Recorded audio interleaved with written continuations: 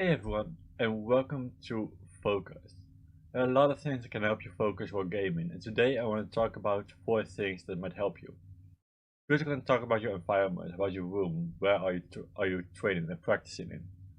Then we're going to talk a little bit about music and how that can help you, and about breaks, see if that helps to focus more, and then the flow, which is the state of the best performance. Let's talk about environment. First of all, your desk.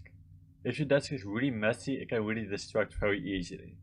So think about if you have a bottle of water on your desk, you see it in your peripheral, which basically means you can't focus on your game, or at least a little bit less. And especially if things move around, it really can be distracting. So a clean desk with no distractions possible can help you focus more on what you're playing at. Second is the light in your room. So your body has two clocks basically.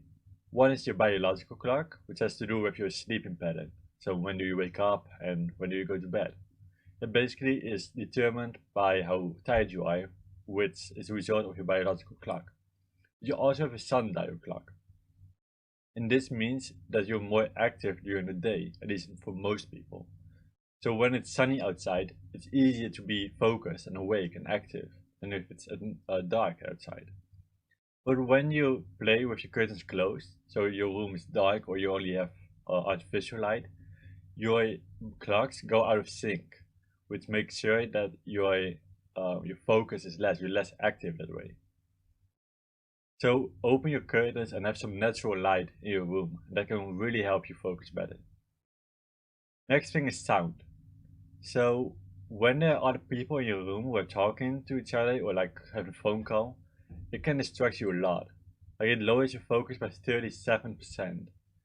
So being in a room, being alone, or being in like in a quiet room where you can focus, or having like a good headphone which can block out sound, can really help you focus more.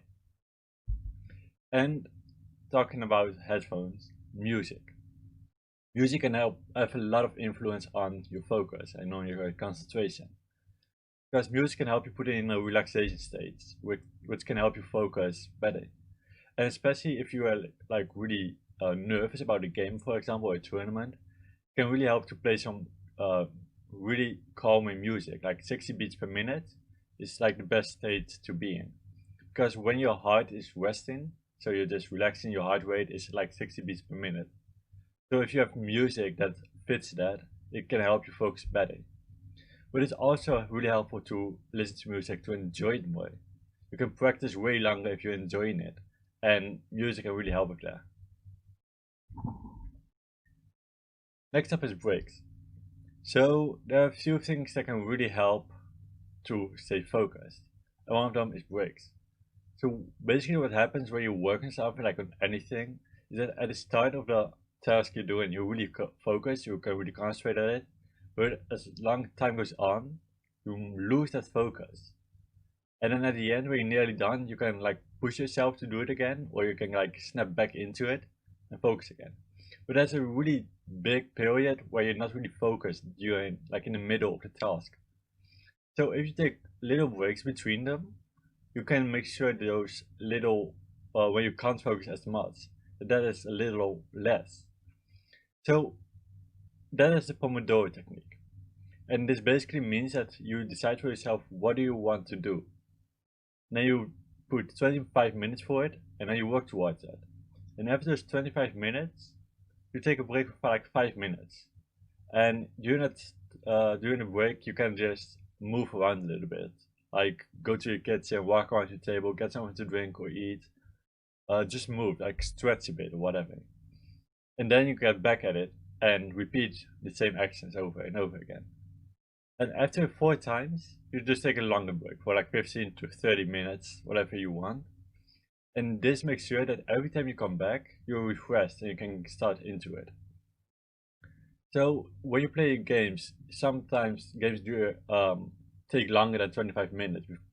For example, with League of Legends, right? A game can take like 40 minutes.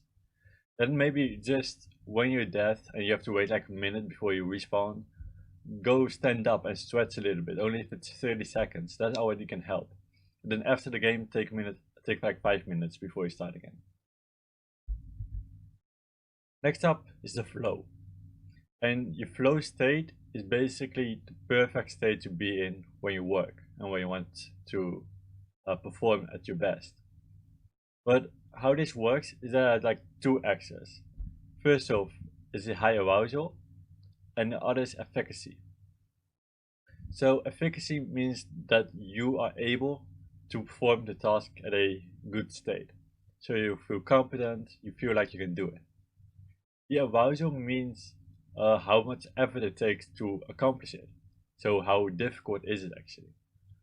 And so if you're not good at something and but the challenge is really high, then you get like anxiety, you get stress, and it's probably not really enjoyable because it's too difficult to do at this moment. But also when you're really good at something, but it's really easy, then it gets really boring because you don't have to think about it, you just do it. But then there's a middle line, and that's the flow state.